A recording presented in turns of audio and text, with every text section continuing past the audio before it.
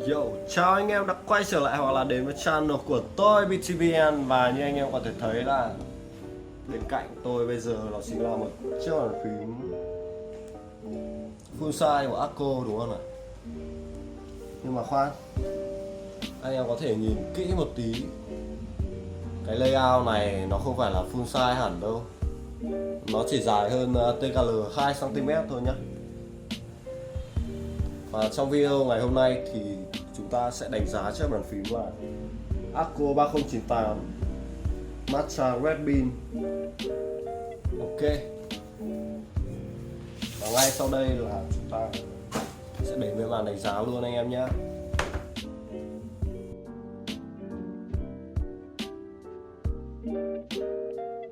Sorry anh em là màu của con video này nó hơi tăm tối một tí, thế nên là tôi xin phép là tôi bật cái đèn bàn của tôi lên nhé.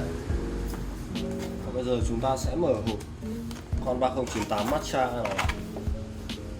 Ở phiên bản này thì chúng ta sẽ có một cái lớp mút để bảo vệ khá là kỹ càng. Và bên trong thì trong cái hộp bé này thì có gì này? Trong hộp bé này thì có keycap tặng kèm anh em nhé. 20 nút keycap tặng kèm của một thanh space và rất là nhiều nút ở hàng F, cũng như là arrow rồi thì enter. Màu nó hơi đỏ đỏ một tí nên là dưới ánh đèn vàng nó bị tối. Một cái dây cáp USB Type-C. Hình như video này hơi bị tối tăm anh em. Chết rồi,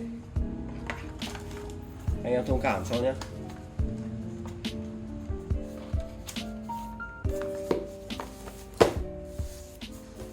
Cái lớp mút này khá là dày đấy.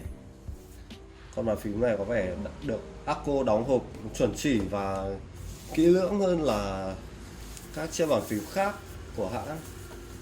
Vậy thì ở bên trong thì chúng ta sẽ có gì nào? Một cái sách hướng dẫn sử dụng. Vứt đây. Đây, chiếc bàn phím đây.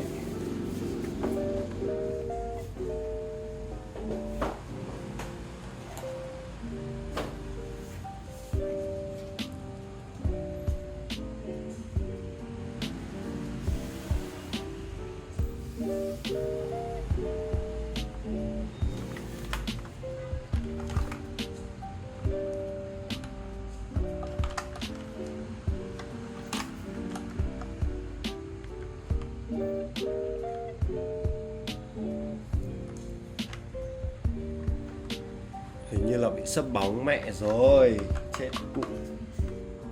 Thì đây, ok, trước mặt chúng ta đó chính là chiếc bàn phím Akko 3098 Matcha Red Bean anh em nhé. Và với cái tổng quan ban đầu thì tôi thấy là nó khá là nhỏ so với một con bàn phím full size. Nó ngắn, nó chỉ dài hơn phím layout TKL là 2cm. Có nghĩa là nó dài hơn được cái nút này, nút bên ngoài này với cả cái phần rìa này thôi. Đó. TKL thì là bên này và 3 nút ở bên tay phải này mà. Nhưng mà về cái số lượng nút của nó thì vẫn là đầy đủ. Vẫn có numpad, vẫn có arrow. Và đối với cái layout 98 này thì cái phần arrow nó được tách bạch ra so với 96. 96 thì nó làm liền quá, thành ra là đôi khi là ấn nút này nó bị nhầm sang Ctrl hoặc là sang số 0 này. Nhưng mà đối với layout 98 này thì nó được tách bạch ra, dùng rất là sướng.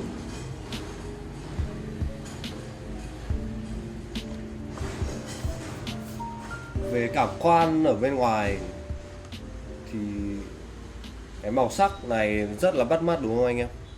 Cái màu sắc này kiểu rất là trang nhã ấy. Nếu mà làm văn phòng dùng một con bàn phím màu xanh lá cây như thế này thì cũng không phải là quá là bị bêu diếu hay là bị thế nào cả. Nó không quá là nổi bật như một con bàn phím màu hồng ấy. Tất nhiên là khi mà anh em dùng một con bàn phím cơ ở trên văn phòng thì vẫn sẽ đón nhận được những cái ánh mắt từ đồng nghiệp. Ô, ông này dùng bàn phím cơ à? Đó, nhưng mà một thời gian sau thì họ sẽ quen với cái điều đấy thôi. Con bàn phím này trông hình thức ở bên ngoài nó rất là trang nhã và đối với cả đàn ông hay là đàn bà đều dùng được. Về chất lượng build của nó nhé, chất lượng build của con 98 này thì tôi cảm giác là nó không được tốt như là build của một con TKL hoặc là một con full size. Chắc là do cái chiều ngang này nó dài hơn, mà nói chung là nó là 98 nên là cái chất lượng build, cái cảm giác về sự chắc chắn nó không thể được liền lạc bằng cái con mà hãng đã sản xuất trước đó lâu rồi. Cái layout này là Akko mới làm thôi mà. Mặt bên dưới thì chúng ta vẫn sẽ có 3 rãnh DJ anh em nhé, 3 rãnh DJ USB Type-C này và 2 cái nấc nâng hạ độ cao.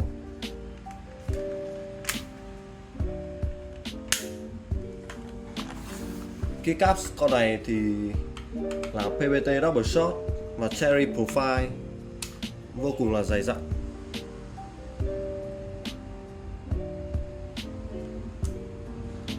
Squeak thì cũng là Akko Pink Phase 2. Tôi đã nói về cái Squeak này khá là nhiều lần rồi. Anh em có thể xem lại video đánh giá về Squeak Akko Pink Phase 2 của tôi nhé. Nó rất là mượt và rất là ngon ở trong tầm tiền này. Ok, bây giờ thì chúng ta sẽ sound test thử một tí cho anh em nghe cái âm thanh gõ trên chiếc bàn phím này nhé.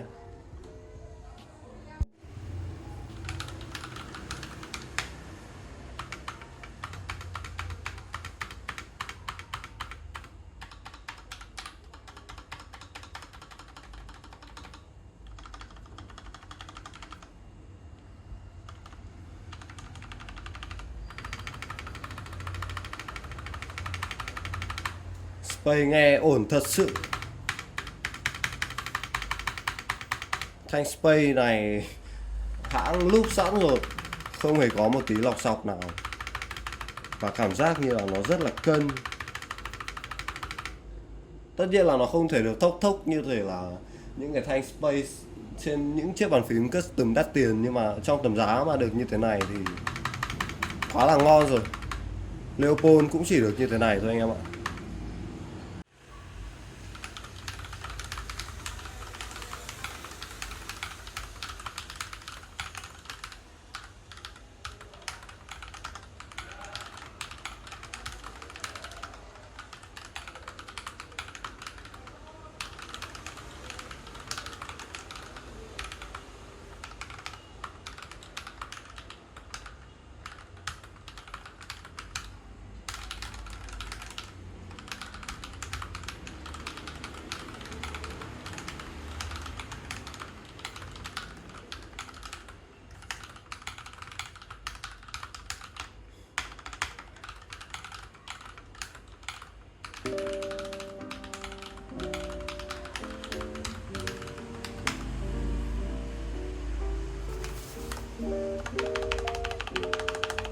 Ok, cảm ơn anh em đã xem video của tôi đến đây, và nếu như anh em cảm thấy video này bổ ích dành cho anh em thì hãy cho tôi một like, và anh em chưa đăng ký thì hãy ủng hộ cho tôi một đăng ký nhé.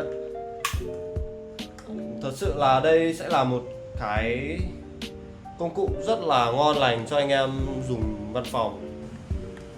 Xét ra là nó cũng là ngon, cũng top đầu ở trong tầm giá rồi, nên là anh em không cần phải lăn tăn đâu.